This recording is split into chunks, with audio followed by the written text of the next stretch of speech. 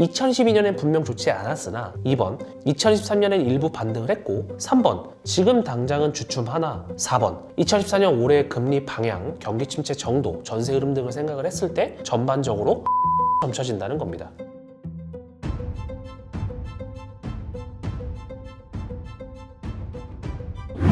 안녕하세요, 오브림장입니다. 일단 인사 먼저 올리겠습니다. 여러분들 새해 복 많이 받으시고요. 2014년 올해에도 하시는 일 혹은 앞두고 있는 일 모두 잘 되시길 바라겠습니다. 그럼 바로 오늘의 주제를 시작할 텐데요. 바로 2014년 부동산 시장 전망입니다. 다들 지난 12월에 부동산 시장 전망을 올리시던데 제가 왜 지금에 와서 올리느냐, 다른 전문가들의 의견을 참고한 게 아니라 제가 이번에 이사를 하면서 많이 바빴습니다. 죄송합니다. 어쨌든 지금이라도 빠르게 저희 오분임장의 2024년 전망을 공유 드리면서 과연 올해는 부동산 시장이 어떻게 흘러갈지 제 인사이트를 나눠드리도록 하겠습니다. 자, 다음의 순서로 진행을 해볼 텐데요. 1번 지난 부동산 시장은 어땠는지, 2번 현재 부동산 시장은 어떤지, 3번 그래서 올해 2024년은 어떨지. 컴팩트하죠? 사실 지난 12월에 오프라인 강의에서 이미 2024년, 2025년 부동산 시장 전망을 공유하면서 이 유망지역과 기피지역까지 다 찝어드렸는데요. 유튜브에서는 그렇게까지 민감한 주제는 제가 다룰 수가 없어서 그 부분만 빼고 진행하려고 하고요. 그럼 시작하겠습니다. 먼저 첫 번째로 지난 2022년과 2023년 부동산이 어땠는지 살펴보자고요. 부동산 지인의 매매 지수를 보면 서울, 경기도, 인천의 수도권 모두 2022년 12월부터 2023년 1월 바닥을 찍고 반등했으며 부산, 대구, 대전, 광주, 울산의 5대 광역시 역시 같은 시기에 바닥을 찍고 반등했습니다. 하지만 전국적으로 지금은 주춤한 모습이죠. 이번엔 아실에서 거래량을 살펴볼 텐데요. 수도권 모두 2022년에 최저 거래량을 찍고 2023년에 반등했으며 5대 광역시 모두 2022년에 최저 거래, 2023년 반등했습니다. 거래량 역시 전국이 같은 모습을 보이는데 2022년 대비 거래가 활성화되었지만 이 역시 평년 대비는 적은 수준이라 할 수 있고요. 그 다음으로는 당시의 기사들을 몇 개 보여드리면서 언론의 모습 또한 우리가 복기를 해보자고요. 윤석열 정부가 새롭게 들어서면서 2022년 3월에는 부동산 시장이 새로운 국면에 들어설지 궁금증을 자아냈고요. 하지만 3개월 뒤 어림없다는 듯 부동산 지표들이 모두 추락했죠. 매수 심리 역시 2년 10개월 내 최저라고 하고요. 8월에는 부동산 시장이 대세 하락에 진입한 것 아니냐는 얘기도 나오면서 매매가와 전세가가 동반 하락하기 시작했습니다. 물론 데이터가 그런 거고 현장은 그 이전부터 하락이 시작됐었습니다. 12월이 되자 이제 드디어 부동산 PF 얘기가 나오기 시작했습니다. 금리 인상이 급격하게 되면서 자금 조달이 쉽지 않아진 건설 현장들이 모두 멈추거나 멈추기 시작했죠. 다만 바로 2013년 1월부터 정부의 특례보금자리론이 실행이 되면서 다시 주택시장을 살리려는 것 아니냐는 얘기가 나왔고요. 우리는 이제 알고 있죠. 실제로 정부가 침체된 주택시장에 일부 활기를 불어넣으려는 목적이 있었다는 걸요. 실제로 다음 달부터 송파, 즉 잠실을 비롯해 수도권 주요 입지가 살아나기 시작했고 이런 분위기가 쭉 이어지다가 2023년 11월부터는 다시 거래량과 가격이 주춤하기 시작했고 매물이 쌓이기 시작했죠. 즉 매매지수, 거래량, 언론 내용을 정리하자면 2022년 상반기에는 하락의 초입, 2022년 중반에는 본격 하락, 2013년 상반기부터 주요 입지부터 다시 반등, 2013년 하반기에는 다시 주춤해지기 시작했다는 것으로 요약할 수 있겠습니다.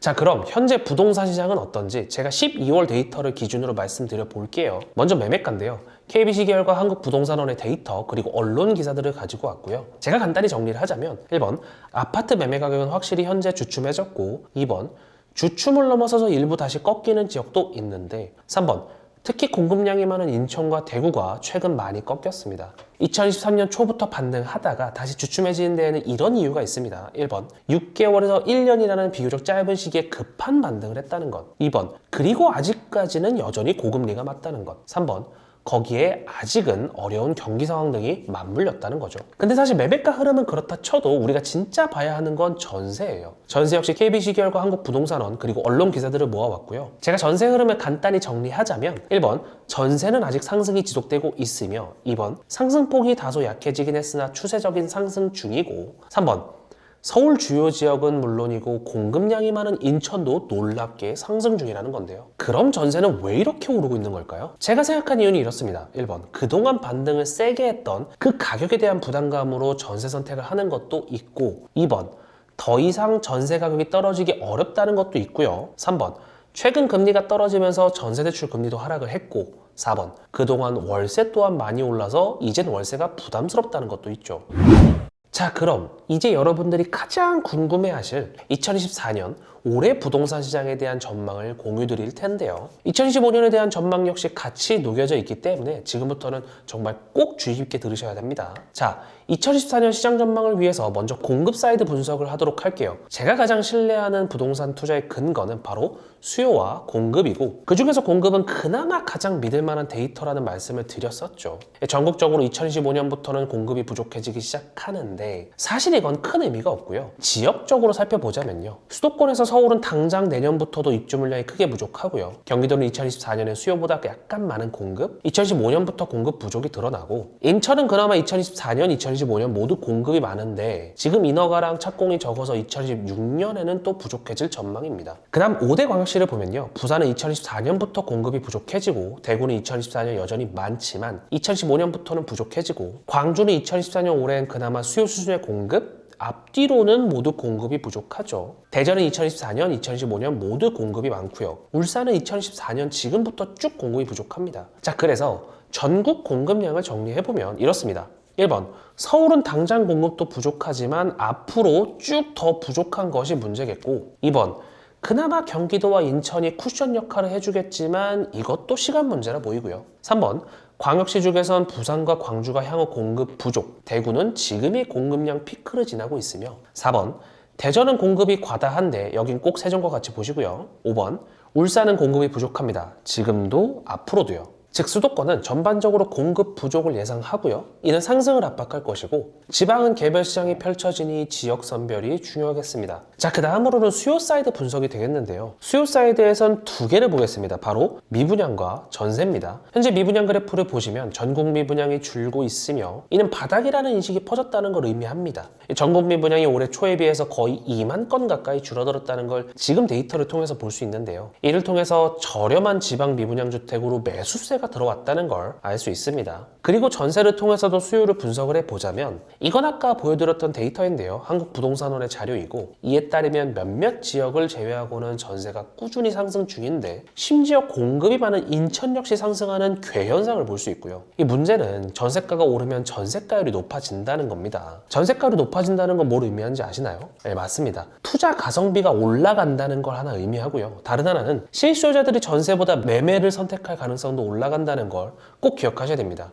그 다음으로는 올해 시장을 전망하기 위해서 꼭 필요한 자료들을 제가 가지고 와봤는데요. 총 4가지 요소를 말씀드리겠습니다. 여기도 정말 중요한 부분이기 때문에 집중을 해주셔야 됩니다. 자, 첫 번째는 금리 인하와 유동성입니다. 1번 자료는 페드, 즉 미국 연준의 기준금리 점도표를 가져온 건데요. 페드 의원들이 앞으로 금리가 어떻게 될지 찍은 표입니다. 즉 커닝 페이퍼 같은 거죠. 어렵게 생각하지 마시고 바로 이겁니다. 2024년, 즉 올해부터 금리는 하락하기 시작해서 곧 정상화가 된다는 거고요. 2번 자료는 M2, 우리가 흔히 가장 광범위하게 생각하는 유동성을 의미하는 지표고요. 2023년인 작년부터 다시 상승하기 시작했다는 걸 보여주는데, 다시 말해서 시장에 돈이, 즉 유동성이 풀리고 있다는 걸 알 수 있습니다. 두 번째는 경기 침체 가능성을 역시 봐야 될 것 같습니다. 올해 부동산 시장을 전망하는 데 있어서 우리나라 경기 상황이 어떤지를 보는 건 너무나 당연한 거죠. 1번 자료는 제조업 출하, 재고, 가동률 지수입니다. 우리나라는 제조업 기반 국가죠. 첨단 산업 국가로 나아가고 있다곤 하지만 아직까지 우리나라의 근간은 제조업입니다. 그래서 이 제조업이 현재 어떤 상황인지 파악하는 건 정말 중요하다고 할 수 있죠. 현재 제조업 출하 지수와 가동률 지수는 하락하고 있고 재고 지수는 높아지고 있습니다.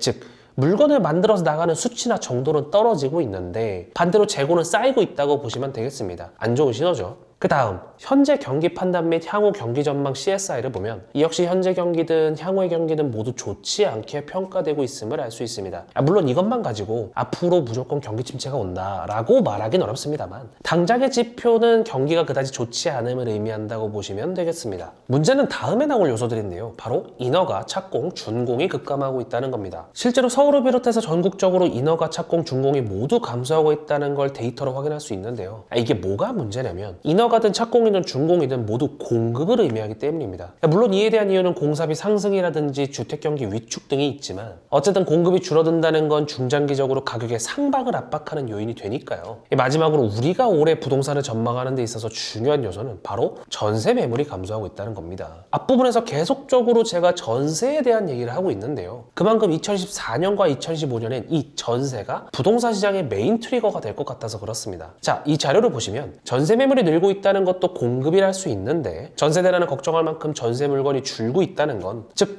전세 공급이 줄어든다는 것이고, 이는 다음으로 의미합니다. 1번 전세 가격 상승과 2번 실수요자들과 투자자들에게 선택을 강요한다는 거죠. 선택을 강요한다는 건 무슨 말일까요? 이겁니다. 전세 가격이 오르면 그 아파트에서는 실수요자들은 지금 전세 만기 때 다시 전세를 살지 아니면 매매를 할지 선택해야 한다는 것이고, 또 투자자들 역시 이번 전세가 상승 타이밍에 투자를 할지 아니면 한 번 더 지켜볼지 선택해야 한다는 겁니다.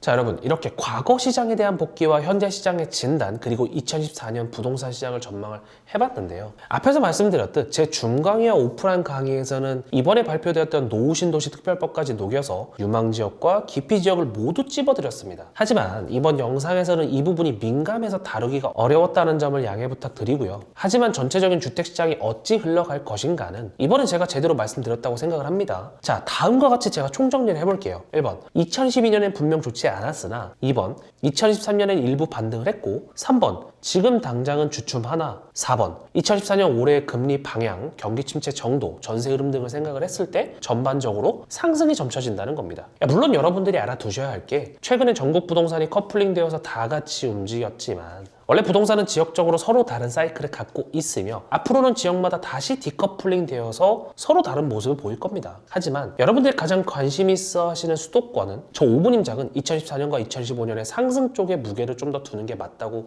보고요. 이 지방은 지역별로 편차는 당연히 있겠지만 최근 낙폭이 과했으면서 앞으로 공급량이 부족할 지역 위주로 눈여겨보신다면 분명 기회가 있지 않을까 싶습니다. 저 역시 이제는 말을 함부로 했다간 시장 교란이 될 수 있어서 특정 지역을 언급드리긴 어렵지만요. 제가 이번 영상에서 힌트를 많이 드렸다고 생각을 하고요. 다시 한번 영상을 천천히 보신다면 스마트한 여러분들이라면 그 힌트를 찾으실 수 있을 것 같습니다. 높아심에 혹시나 해서 마지막으로 말씀을 드리자면 저 역시 당연히 틀릴 수 있습니다. 또 틀릴 거고요. 하지만 전문가로서 활동하는 저 오분임장의 역할은 이렇게 시의적절하게 전망과 예측을 남기는 것이라고 생각을 해요. 틀리면 사과하면 되죠. 물론 그렇다고 해서 저에게 돌아오는 비난을 제가 외면하겠다는 건 아닙니다. 저 역시 제가 틀린다면 여러분들에게 사과하고 더 공부해서 도움이 되려고 할 것이고요. 다만 전문가로서의 저의 프라이드는 애매하게 전망을 하거나 시장 예측을 피하는 게 아니라 솔직하게 제 전망과 인사이트를 공유드리고 시장을 구성하는 상황이 또 바뀐다면 이 역시 그때그때 말씀을 드리면서 여러분들과 같이 스터디하는 거라고 생각을 합니다. 그럼 말이 길었던 오늘의 2024년 부동산 시장 전망은 여기까지 하도록 하고요. 다음에 더 좋은 컨텐츠로 찾아뵙도록 하겠습니다. 감사합니다.